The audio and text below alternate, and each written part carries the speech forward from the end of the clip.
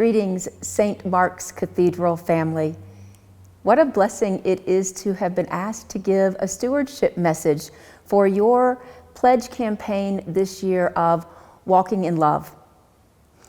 One of the things that I have learned through my own stewardship practices and leading congregations through deepening our understanding of what stewardship looks like in our lives is a practice of thinking about when were the stories that formed us in our own understandings of money, particularly money in giving to others or giving to the church. And so your theme of walking in love actually brought two stories from my past together. So the first was from when I was growing up, and my father was fairly ill for most of my life. And because of his medical expenses and having 3 kids in the family, money was often tight. And when my father died, my mother discovered that throughout the years he had been giving an increasing amount of money to the church, which sounds like a great thing.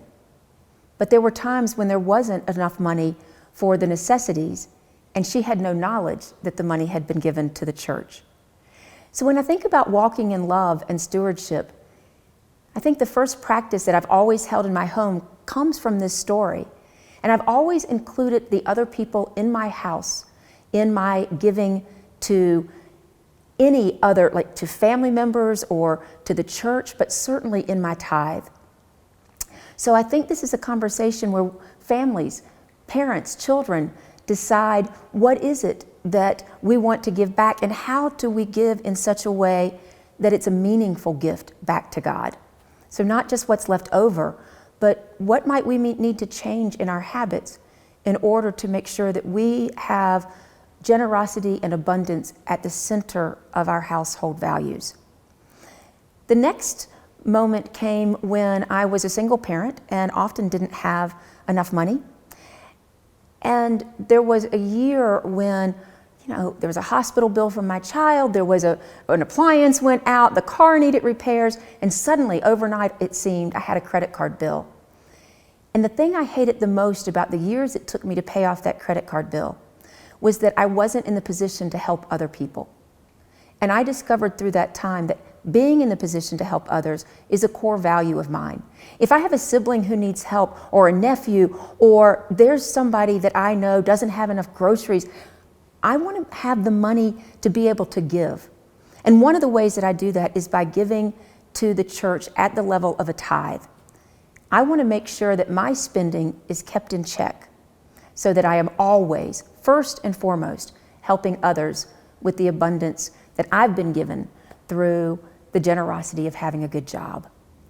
So those are the 2 primary stories that I have. And they lived out in a way that was very pronounced when I went to buy my first home out of seminary.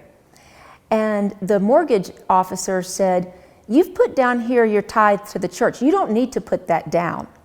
And I said, "But I tithe 10% of my income. That's going to affect the mortgage payment I can pay." "Oh, but you can get a bigger house if you don't tell that amount, which isn't required."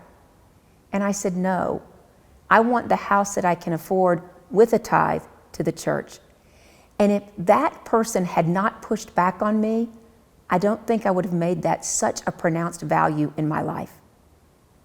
So I offer you these stories, not to tell you about my life, but to invite you to think about your own. When have you learned about money? When have you decided the value that it has in your life? And how are you teaching those in your family or sharing your own giving habits with others so that they too can think about the role money plays in their relationship with the ones they love and with the God they love? So my friends, walk in love as Christ loved us and gave himself for us, an offering and a sacrifice to God.